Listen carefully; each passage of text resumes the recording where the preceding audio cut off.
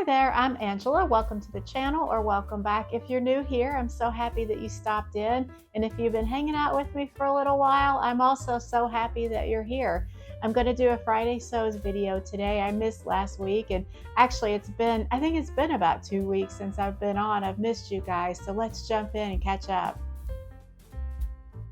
So as you're probably aware, Friday Sews is a time for us to catch up and share how our past week went, both in the sewing room and in life in general. A little bit of sewing, a little bit of life. So that's what I'm going to share with you guys today. Let's get to it. In my sewing room, I have made progress on my Love Notions glissando skirt. I've got it right here in front of me now. And kind of hold it up for you. It's almost done. I just need to finish the waistband. I'm doing something kind of fun for the waistband. It's a little contrasting fabric. And I did the same thing inside the pockets. I shared that last time, so that you might have seen that already. So I just need to finish, ouch, I poked myself, finish the waistband, sew the buttons on, and do the hem. Oh yeah, and back pockets. So I guess I'm not almost done. It's getting there. I lost heart a little bit on this project because two things happened that almost derailed me altogether. My buttonholer on my machine kind of crapped out. So it is due, my whole machine's due for servicing soon. So I'm going to have them take a look at that. It made like the first couple of buttonholes, and actually my practice buttonholes on a scrap came out perfectly, of course. And then one, maybe two of them on the skirt came out pretty good. And then the other one, so there's 5, I ended up just having to do like just a small zigzag, which is what a buttonhole essentially is, but manually, and kind of it's not as clean looking as if the buttonholer had done its job. So I've got that, but they're done. Thankfully, they're done, and it should be fine. Then the other thing, and I think that this is on me, I must have screwed up because my waistband, let me show you here. So this is the front of the skirt, and this is the placket where the buttons are going to get stitched to. And my waistband stopped really short. Like, oh gosh, after dealing with the buttonholes, which I did before sewing the waistband on, that was almost enough just to kind of like make me want to throw this in the trash, but I didn't because it's turning out really well. And I have a workaround for that waistband issue. It might kind of look as if like all hope is lost when you end up with that sort of a mismatch, but all hope is not lost because I have something in mind to do to kind of cover that up, and you won't be able to tell from the outside. So the way that it's looking, if you're interested in how I'm going to do that. So the pattern calls for, so if the skirt was finished and I had my buttons on my button fly there would be another button right in line at the top here on the waistband. But since I don't have anything to attach the button to, what I'm going to do, because there's enough overlap here, I'm going to just, I hope this is showing up, where these two kind of, so there still is overlap. I hope that shows up. I can put in one of those, not a hook and eye, but it's kind of, it acts like a hook and eye, but it's sort of like a slider. I don't know the proper term for them, but they're on women's dress pants and maybe men's too, where you just kind of slide it into they're metal and they're 2 pieces, and you kind of slide it and it hooks in, and they're flat. So that ought to work perfectly, and there just won't be a button here at the top, which is fine. So it'll still look pretty good, and I'm not going to freak out anymore about this because I have a workaround. But it was enough to almost kind of like send me over the edge with the skirt after dealing with the stupid buttonholes. It's okay. It's all going to work out fine. And what kind of made me feel a little bit more hopeful about it was that when I test fitted it, after, this was before attaching the waistband, but the side seams were together, I did go ahead and test fit it, and it fits so well. It really does, and it looks cute. And so I kind of, that has like carried me through all these problems I've experienced. So it'll get done, and it'll be cute. Sometimes those are like the mental games we have to play to get ourselves through these hurdles. Like, okay, just keep hanging in there. It's going to be cute when it's done. All the worry and the time spent will have been worth it. Do you guys ever get in those situations? I hope I'm not the only one. Although I don't hope that you run into problems like this. I just don't want to be the only one. Guess you can't have it both ways. Well, I don't wish these issues on anyone. So let me just say that. Enough rambling. So that is how my sewing has gone the past 2 weeks since I have talked with you guys. And the other thing that I've done this week, sewing related, is if you remember this piece of fabric that I picked up at an event that Whitney from Tomcat Stitchery did at University of Sewing, and it was a shop and learn.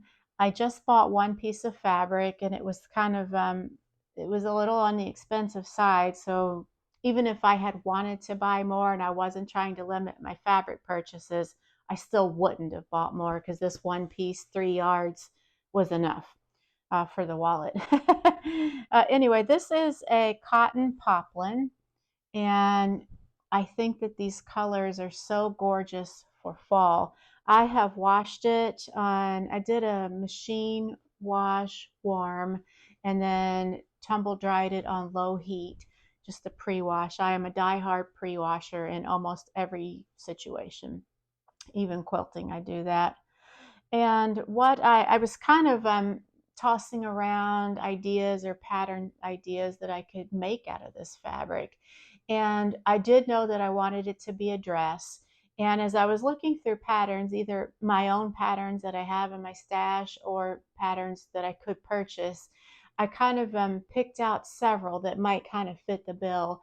And I want to share those with you guys today in case you're interested in hearing like what someone's thought process is when they're choosing like to match a fabric with a pattern. I think kind of we all go about this in our own unique ways, and I love hearing how other people go through this process, what their creative process is. So I'm going to share that with you guys. I hope that you find it interesting. So before I share with you the patterns that were under consideration for this fabric, two things to share with you. This is kind of moved up on my priority list. In fact, I'm going to start on it right after I finish my glissando skirt. And the reason for that is that I have an event coming up in early to mid-September. It's going to be my 40th reunion from graduating from grade school, from 8th grade. So that gives you an idea of how old I am. I went to a small Catholic grade school, grades 1 through 8, in my hometown. And it turns out that some of the class members that I graduated with are putting together a reunion, and I'm really looking forward to this. And I know I'm like sidetracking here in a little bit, but I'm planning to wear this to that reunion, so that's kind of why it's bumped up on the project list.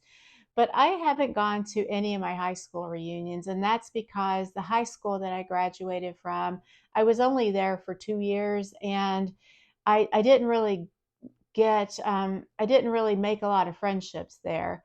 I had friends, that people that I worked with and things, but as far as people from my school, I didn't really like get close with a lot of people there because I didn't go to school with them for very long. Unlike the people that I went in my formative years from grades 1 through 8. So I'm really excited about this. This will be the first time I've seen a lot of these folks since 1983. That's a long time ago. So I think it's going to be so much fun. And I think that the guys that are putting this together are doing a fantastic job. So I thought it'd be fun to make a dress, especially for that. And because it's in the fall and this is gorgeous fall-ish kind of fabric, that's what I'm going to do with it. So there's that. And the other thing I wanted to share with you before we look at the pattern options, I had some criteria in mind for this dress. And I've got some notes here because I don't want to forget anything. So if I look down, that's kind of what I'm looking at there. So it had to be a dress. I definitely wanted it to be a dress. I bought 3 yards of this when I got it last month, specifically with the intention of making a dress. The next thing is that I wanted it to be sleeveless for a couple of reasons. I don't mind sewing sleeves, but I do tend to wear a lot of sleeveless things from summer into fall. And if it's getting a little cooler, I will just, put a cardigan. In fact, I wear Like my daily wear when I'm just at home usually consists of a tank top and some cargo pants, or a tank top and yoga pants. And if I have to go out, like go to shopping or go to work or whatever, I'll just put like a nice cardigan over it. And that's kind of my like uniform, so to speak. So I thought that it would be fun to make this a sleeveless dress for end of summer, early fall, when it still can be where I live. It's a Midwest of the U.S., southwestern Ohio. Summers here get really hot into the 90s, muggy, so humid. We are very close to the Ohio River, so they talk about the Ohio River Valley, and it's muggy just because the weather settles down in there. So sleeveless was really important to me with the option of wearing a cardigan. And it turns out I do have at least two lightweight cardigans that would go with this really well, sort of in that maroon or purpley color. Or and I even have one that's kind of close to this reddish. So that should work out fine. I won't have to make the cardigan for this event. I just have to make the dress.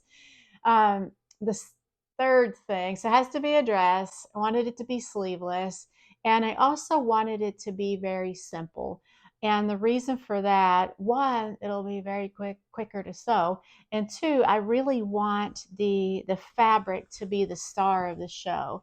I don't want a lot of detail with it, like gathers, pleats, buttons, funky seam lines, or anything like that. I really want this fabric to just stand out and nothing to kind of complicate that. So I think I got mixed up on so I had four criteria. I'm all over the place. Sorry about that, you guys. So a dress, sleeveless, simple and clean lines, and easy to make because I have to have this finished by a deadline.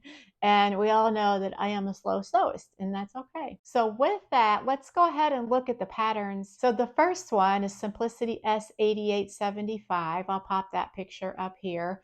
And the first time I saw this dress made up, I believe it was by Fatmata over at Tima by FK.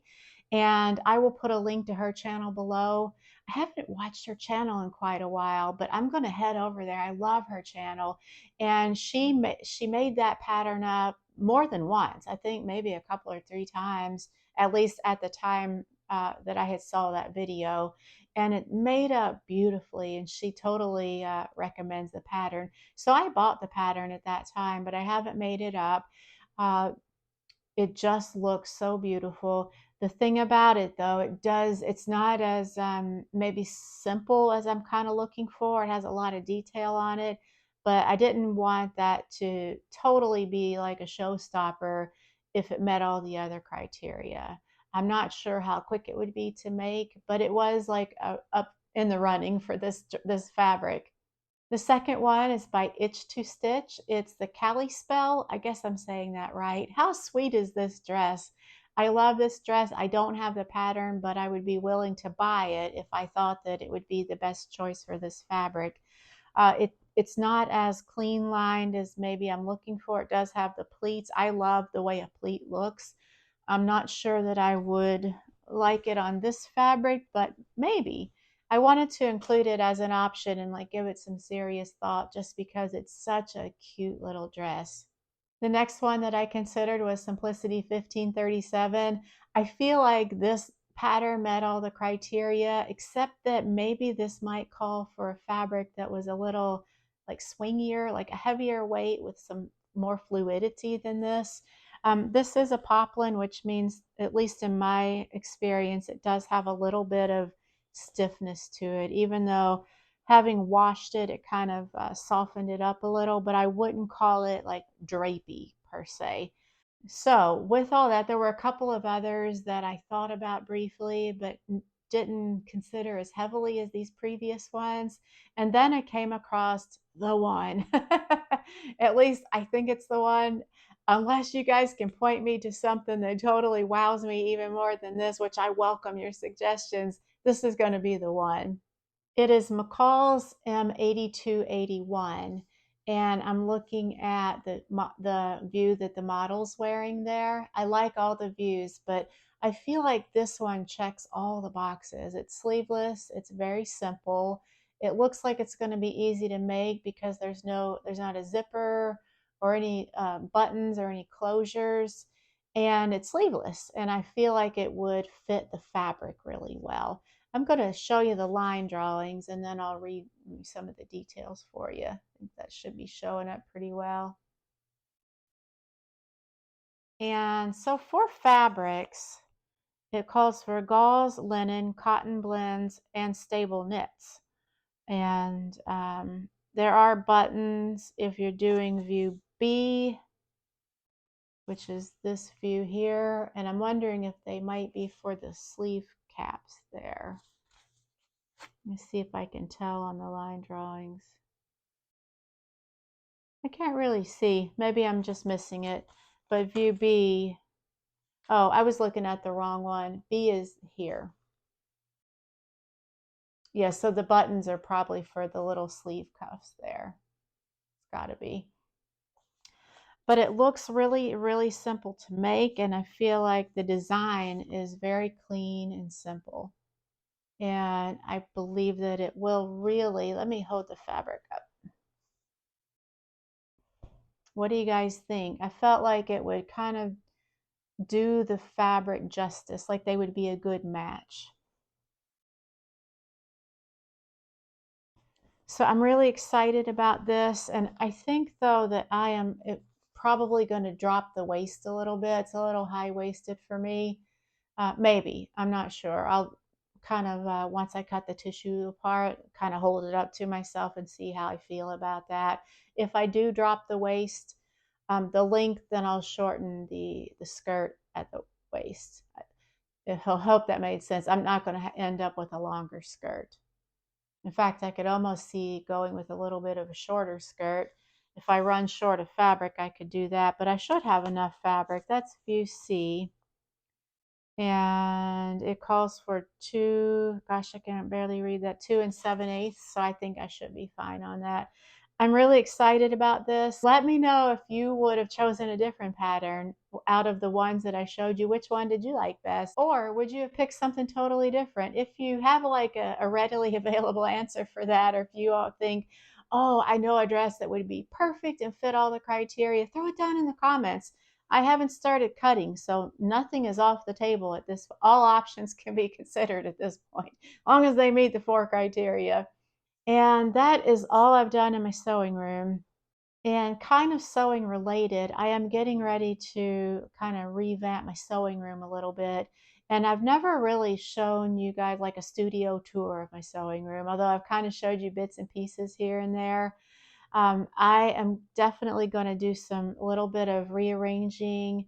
And my big table here that you guys are sitting on is a 4x6 plywood table with some IKEA legs that we put together ourselves. My husband and I did. And what I'm going to do is to remove some of the legs on the front side here. So just to back up a little bit, these doors here go out into the hallway. So, and then when you walk into my sewing room, the first thing that you see is my cutting table here with all the legs under it. So I'm going to put one of those 4x8 IKEA Kallax units right in the front here so that I can arrange my fabric on it. It'll look pretty and be inspirational and get me in the mood to sew every time I walk in. So I'm going to be doing that in the next, maybe within the next 2 or 3 weeks. I'm kind of waiting until next payday so I can buy the Kallax unit, and then we'll just have to assemble it. I'm going to put some little caster wheels on it so that if I need to move the table aside, I can. It shouldn't be any issue. But when I do that, so I'm kind of waiting until I do that to show you guys, like do a full studio tour. Although I feel like I should apologize that I haven't done one yet. And I've had my channel for almost a couple of years now, and I still haven't done that. So it's coming for sure.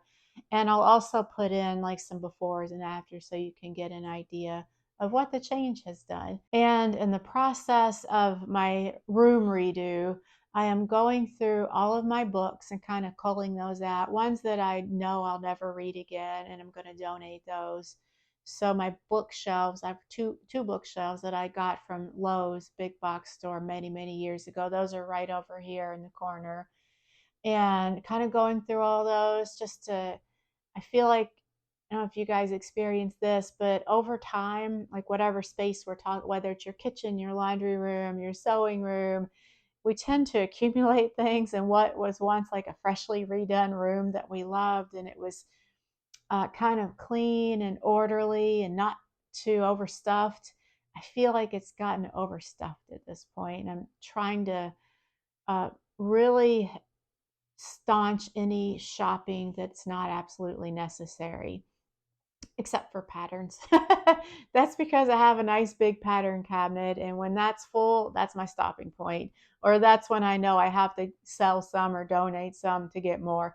But my book cabinets are totally overrun. So going through that, if any of them are sewing books that any of you guys might be interested, I will let you know on the channel here. I'm not sure because I haven't gotten to like my sewing book section yet. And other than that, it's kind of been about still the garden. I'm bringing food in the house every day, which is so much fun. Beans, tomatoes, still got some onions in the ground, pulling those in. And I've got watermelons on, but they're small still, so they're not close to being harvest ready. But the beans are doing great. I've got them protected this year from the deer. The deer have seemed to love my bean plants in years past. So I've got a system in place for that. And I'm actually getting the beans this year, which is good. It's nice when you can take advantage of all your own hard work and eat the food that you grow, and you don't feel like you're just feeding the forest. And that's pretty much about it. Work's going well. The family's doing good. What are you guys up to this weekend? What are you sewing? I'd love to know, and let me know in the comments below. I hope that you have a great weekend and get some sewing in. And I hope that you enjoyed this video as much as I'm going to enjoy making up this dress. Until next time, bye.